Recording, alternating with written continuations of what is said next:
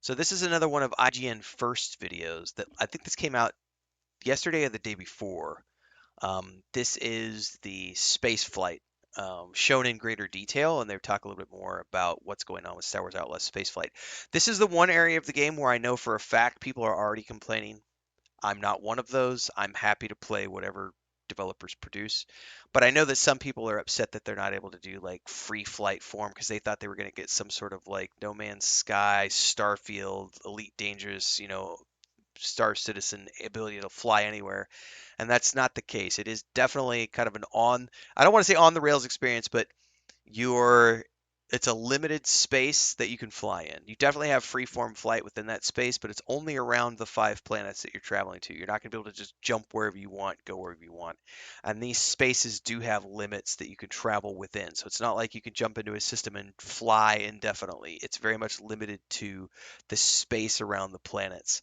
And then the combat is very arcadey. This is where I say this is the kind of on the rails component because it looks a lot like what they did with um, Star Wars: The Old Republic has an on the rails flight system that looks very, very similar to this, where you've got like the third person view and there's lots of flipping around and everything else. But this is freeform with combat tracking and aim assist, and I believe you can turn off the aim assist if you want to.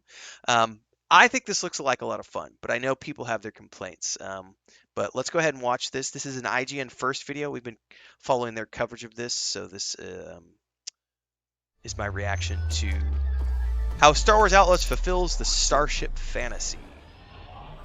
Lightsabers, blasters, and Jedi robes are all important parts of the universe's iconography. Hello there. But Star Wars just wouldn't be Star Wars without ships. X-Wings, TIE Fighters, the Millennium Falcon. May not look like much, but she's got it where it counts. Just a quick look at any of these famous spaceships conjures up daydreams of freedom and adventure among the stars. And so, unsurprisingly, spaceships are kind of a big deal for Star Wars Outlaws.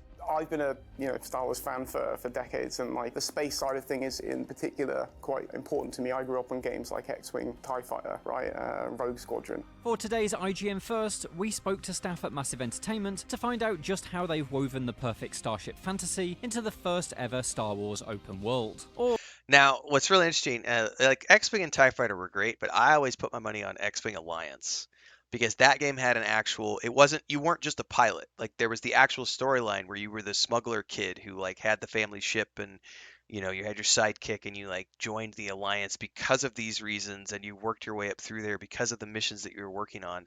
Plus that was like the culmination of the first two games. I always loved X-Wing Alliance way more than I did X-Wing or TIE Fighter, which were both great games in their own right, but the Alliance game I thought was a much better one because it actually had a story associated with it. Or perhaps more appropriate for a game where you can fly to multiple planets and moons, the first ever Star Wars Open Galaxy. Engaging target. Can't slice that relay with these ties on us. I'm on it. No, that was our way out. Then we'll make another one. With 5 distinct, deeply detailed open worlds to explore in Outlaws Galaxy, you'd be forgiven for thinking the inky black space between each of them would be a little empty in comparison. But Massive has applied much of the same design ethos that it uses planetside to the outer space regions.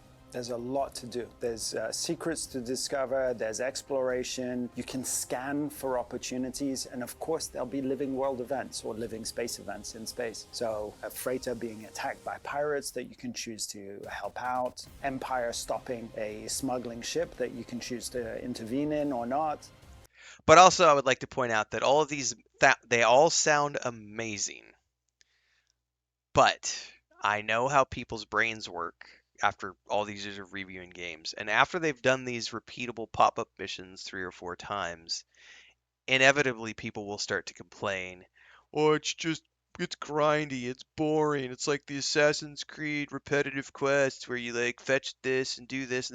People like to bitch about things. I think if you relax and just come across these things as you find them and enjoy them, explore them naturally, I think it always feels like fun. But if you're focused on only the fact that they like this one is exactly like this one is exactly like this one exactly like this one, you have to understand that you can't make handcrafted everything when you're building a massive RPG. Like there has to be some element of whether it's procedural generation or just sort of using a theme to make a series of same gameplay loops. Like, okay, here's this quest where you've got to turn these 5 things in. Let's take that template and make 20 more quests like that.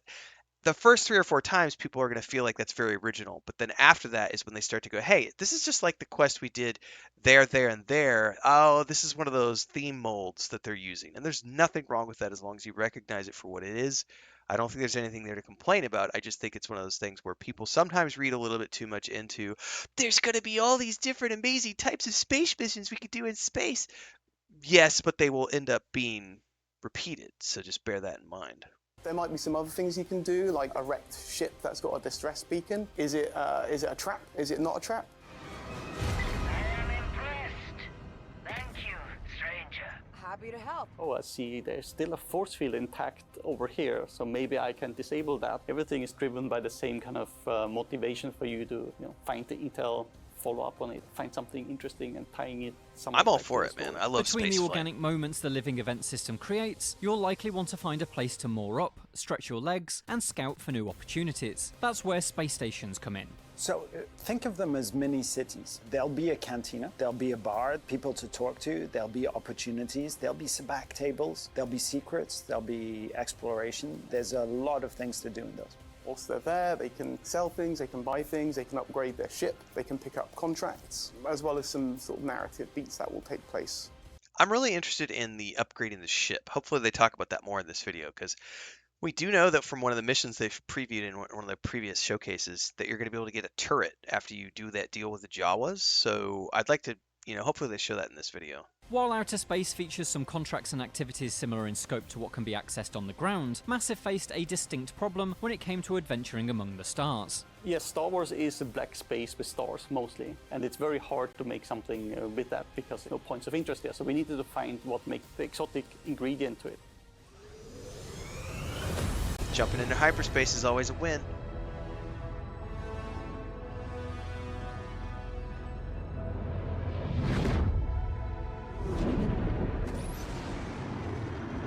Tatooine space, edge of the galaxy.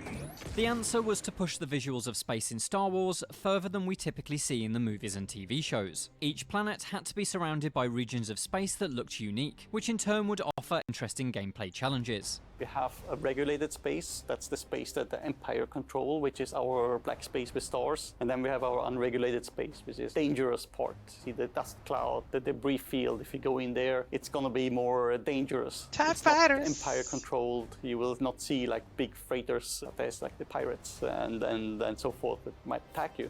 Akiva space is a big asteroid field, so again that's going to present its own challenges as well. And then we've got our other space regions that will, without spoiling anything, give some fun stuff. One of the most impressive things about Star Wars Outlaws is that space is not really considered a separate entity or level from the planet's surfaces. When Massive talks about Outlaws being an open world, it means on a galactic level. All 5 of its worlds, plus the space in between, make up the game's open world. That means there's a level of connectivity between ground and space. For example, if you become wanted by the Empire, its troops will pursue you from the surface to the stars. So, if you get into trouble on the ground and you manage to get away and to go in space, you're still going to have that wanted up on the same thing the other way around. Obviously, the Empire is not just going to let you get away. If you manage to get on their radar quite a bit, they are going to start coming after you. I think more you'd and have more, to and take that's care gonna of the build up, death and they're gonna keep brigades or throwing death things at you squadrons to the or whatever point they're where called. there'll be some tough challenges towards the end that will maybe make the players regret their decisions and give them something to think about before they can escape. They talked about that in one of the previous videos. Like, the only way to clear the wanted status is going to be to, I think there might be a way to hack one of the There's a lot of satellites, but I technical think you work have that to goes kill into the death creating that squadron. sense of a full open Battle galaxy. But Death. there's one aspect that's absolutely what they're called. crucial: the seamless transition Death between Squad, yeah. land and space. It's one of the first things that we wanted to do is to have this connection, this player connection with the entire journey of a scoundrel. And that includes taking off from a station, a landing pad in a city or in a settlement, and going into orbit and landing on a space station. All of those things are so important to this idea and to the consistency of the experience in general. God, that Well, I looks think amazing. Taking the player out of the experience into a loading screen kind of kills the immersion a little bit. So keeping the player like in the Trailblazer, as they're going through these things, experiencing it is quite important from that kind of experience perspective.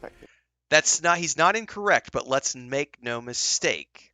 They still have a loading screen. It's just not, it doesn't look like a loading screen.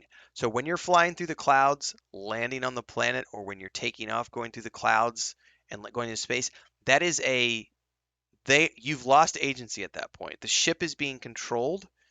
You're going through an animation sequence. That is a loading screen because it is loading everything beyond there while you're in the clouds. So they still have a loading screen. They're just choosing to do it. They're choosing to do it differently than you might see in Starfield, where it's a static image. In some cases, we still have animation sequences in Starfield as an example, but we also still get lots of those still frames when you're zoning from one area to the other, which needs to go away for sure. Like, we need more animation. You know, the little rock crevices that you shimmy through, that's a loading screen. Like, there's nothing wrong with having cinematics to mask it. Of course, creating the seamless landing sequences requires the Snowdrop engine upon which Outlaws is built to perform some pretty impressive digital wizardry. So we literally are moving you from here to over here, because this is where the position is now. And then we start furiously unloading everything from behind you and start loading everything on the new map in front of you. So we He move literally into position, and then we bring in the transition. You move into planet atmosphere, and then we do a blend and we hold the ship. We reposition you. We know where you wanted to land, so we start loading that position, streaming from there and out. The rest of the systems handle everything else when you land, but once we finish loading, then we move you again back through the clouds, and that's when you fly it down to the planet surface. We do a camera cut, and then you disembark at the location, everything being loaded. While many elements... He literally just explained in detail that everything they have is in fact a loading sequence. It is in fact a loading screen. But he explains how it works, how the cutscene blends together with this, blends together. It's much more than just the 2D image. So kudos to them for explaining that. And a lot of you who are listening need to get educated on loading screens and what they actually are, because every game has them. It's so funny when people are like, only Starfield, only that. It's like, no. Every game has them. God of War is, like, Jedi Fallen Order and Jedi Survivor are, like, really notorious for, like, the cracks that you have to crawl through. Every time you have to crawl through a crack or duck under and crawl through, like, a little cavern or something, that's a loading screen.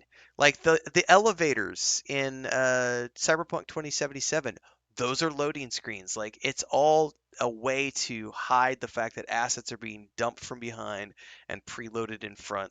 But I love their explanation. I'm really glad that they're educating people. Elements of Star Wars Outlaws is familiar, there's plenty new to see. That includes your ship, the Trailblazer. Like the Trailblazer for us it's a prototype. Only a few ships were built, only one remains. The rare nature of the Trailblazer means it is a bespoke creation for Outlaws. It's not based on any existing cargo ship in the Star Wars universe. That meant Massive had almost free reign when it came to what the Trailblazer looked like, provided it had that retro 70s inspired aesthetic, of course. So I was looking at like, oh, what does the ship need? Because we need to have it very sturdy, contains valuable cargo, but also it needs to be very maneuverable because it needs to be evading people who want to steal all that cargo. So my first reference was actually a turtle because, out on land they're not very, agile, but in the water they can be fairly agile and they can use the jet streams to their advantage to be really fast. But also one of the key references for the front, like when you have like the big vents on the front, they all come from a Ford Mustang. I don't know if you can recognize the shapes, but they were inspired by that. The Trailblazer may be a cargo freighter, but the Outer Rim is a dangerous place for smugglers. That's why, much like the Millennium Falcon, it's kitted out with a few offensive options. So the Trailblazer's got a few different webon types. Whoever's piloting the ship needs to learn how to aim. And they aim like I do. As well as a turret that you'll get along the way, and various missiles. Obviously at the start it's not going to be its peak power level, but then that just mirrors the kind of journey that Kay's going on as well, where she's getting used to the Trailblazer. So you'll be able to change the kind of color scheme of your hull. There'll be some engine stuff that you can do. All of this is earnable in game as well. So you'll be able to make the Trailblazer kind of like feel like your ship with the combination of like how you choose to put your armaments on for your gameplay style and the visual look at it. So it'll all come together for a package that you're happy. While there's plenty of customization options for the Trailblazer, flying this ship is just one part of a much larger whole. As such, Massive hasn't turned Outlaws into a stealth flight simulator. The aim is for flying to come as naturally as walking across a planet's surface. I think making a fun, accessible experience that arcade has, like, experience, familiar controls, but still that cinematic Star Wars feel, which I think that we've kind of nailed with, like, the feeling of the way the ship moves and the sounds and the music. Like, it all comes together to give that player that, like, really good, either tense experience if they're out exploring, or like action-packed, like dogfighting. I think is really fun and exciting.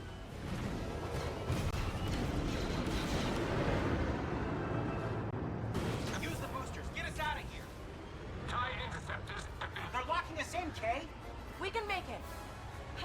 We're out. We're good. That's not to say that your ship will control itself, though. There's some stuff that you can do there, like abilities to, like, you know, repair your ship and your shields and stuff, but there will be a little bit of light management of that, you know, with things on cooldowns. Didn't really want to lean into a more sim experience because, you know, Star Wars is for everyone, right? So we want as many players to engage with the systems as possible. That's a brilliant way of looking at it, and I'm glad they said it that way because it definitely tells people don't expect it. Like, you should not come to this game expecting Elite Dangerous or Star Citizen, or, you know, I want to be able to have this sim experience where I'm, you know, VR headset, full on controlling my shields and my lasers. And no, that's way more advanced. That's more for games that have, like, a heavier focus on the space combat. This is meant to be a very easy, accessible to anybody arcade experience, and I'm okay with that as long as it looks and feels fun. That's the most important thing to me, and it does look great.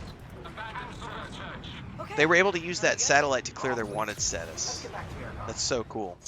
To learn more about the wider galaxy that the Trailblazer fits into, be sure to check out our other IGN First videos about Star Wars Outlaws open world They've been design good videos, and the by the criminal way. gangs that populate it. And for everything else, stick with IGN.